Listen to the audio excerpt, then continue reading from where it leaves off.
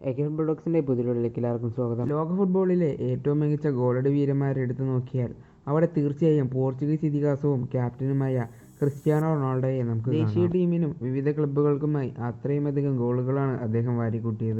ഇപ്പോഴിതാ 40-ാം വയസ്സിലേക്ക് കടക്കുമ്പോഴും റൊണാൾഡോയുടെ ഗോളടി മികവിൽ ഒരു ഇടിവ് സംഭവിക്കുകയും ചെയ്തിട്ടില്ല. സൗദി പ്രോ ലീഗിൽ അൽ നസറിന് വേണ്ടിയാണ് അദ്ദേഹം ഗോളുകളുമായി മുന്നേറുന്നത്. ഫ്രീ കിക്കിലൂടെയും പെനാൽറ്റിയിലൂടെയും ഗോളുകൾ സ്കോർ ചെയ്യാൻ അസാധാരണ മികവാണ് റൊണാൾഡോയ്ക്കുള്ളത്. ഗോൾ സ്കോറിങ്ങിന്റെ കാര്യത്തിൽ വളരെ അപൂർവമായി മാത്രമേ അദ്ദേഹത്തിന്റെ ഭാഗത്തു നിന്നും പിഴവുകൾ സംഭവിക്കുകയും ചെയ്യാറുള്ളൂ. പെനാൽറ്റി കിക്കുകൾ വളരെ കൂളായിട്ടാണ് റൊണാൾഡോ എടുക്കാറുള്ളത്.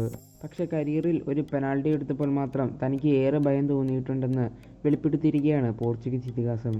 എഡു അഗേറോയ്ക്ക് നൽകിയ അഭിമുഖത്തിലാണ് കരിയറിൽ വളരെയധികം സമ്മർദ്ദത്തോടെ എടുത്ത പെനാൽറ്റി കിക്കിനെ കുറിച്ച് ക്രിസ്ത്യാനോ റൊണാൾഡോ തുറന്നു പറഞ്ഞിട്ടുള്ളത്. ഈ ഒരു സന്ദർഭത്തിൽ ഏറ്റവും അധികം ഭയത്തോടെ എടുത്തിട്ടുള്ള ഒരു പെനാൽറ്റിയെക്കുറിച്ച് പറയുകയെന്നത് വളരെ ബുദ്ധിമുട്ടുള്ളതായിരിക്കും. എങ്കിലും ഫൈനലുകളിലെ പെനാൽറ്റികളാണ് വളരെയധികം സന്ദർഭം ഉണ്ടാക്കാറുള്ളത്. ഉദാഹരണം പറയുകയാണെങ്കിൽ ചാമ്പ്യൻസ് ലീഗിന്റെ ഫൈനലിൽ അത്ലറ്റിക്കോ മാഡ്രിഡിനെതിരെയുള്ള പെനാൽറ്റി കിക്ക് അത്തരത്തിലുള്ള ഒന്നായിരുന്നുവെന്നും റൊണാൾഡോ വ്യക്തമാക്കി. 2016 യുവേഫ ചാമ്പ്യൻസ് ലീഗായിരുന്നു നഗരവൈരികളെ റയൽ മാഡ്രിഡും അത്ലറ്റിക്കോ മാഡ്രിഡും ഫൈനലിൽ കൊമ്പുകോർത്തത്. അതിനു 2 സീസണുകൾ മുമ്പ് നടന്ന ഫൈനലിലും ഇരു ടീമുകളും മുഖാമുഖം വന്നിരുന്നു. അന്ന് നിശ്ചിത സമയത്തും അധിക സമയത്തും ഇരു ടീമുകളും 1-1 സമനിലയിൽ പിരിഞ്ഞു. തുടർന്നുള്ള ഷൂട്ടൌട്ടിൽ അത്ലറ്റിക്കോയെ 4-1 തകർത്ത് റയൽ യൂറോപ്യൻ ചാമ്പ്യന്മാരാവുകയായിരുന്നു. അതിനുശേഷമുള്ള 2016 റയൽ അത്ലറ്റിക്കോ കലാശ പോരാട്ടം ഇറ്റലിയിലെ പ്രശസ്തമായ സാൻ സീറോ സ്റ്റേഡിയത്തിലായിരുന്നു.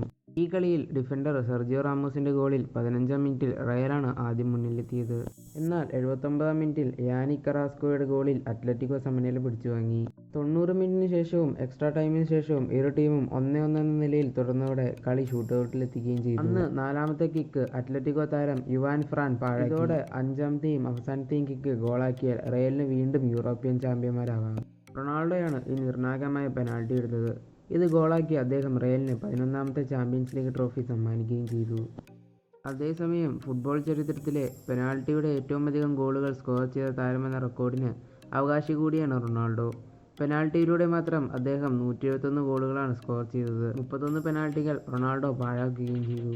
അപ്പോൾ ഇന്നത്തോടെ ഇതുള്ളൂ. ഇതുപോലെയുള്ള ഫുട്ബോൾ അപ്ഡേറ്റ്സിനായി ചാനൽ സബ്സ്ക്രൈബ് ചെയ്യുക. പുതിയൊരു വീഡിയോയുമായി വരുന്നവരെ ഗുഡ് ബൈ.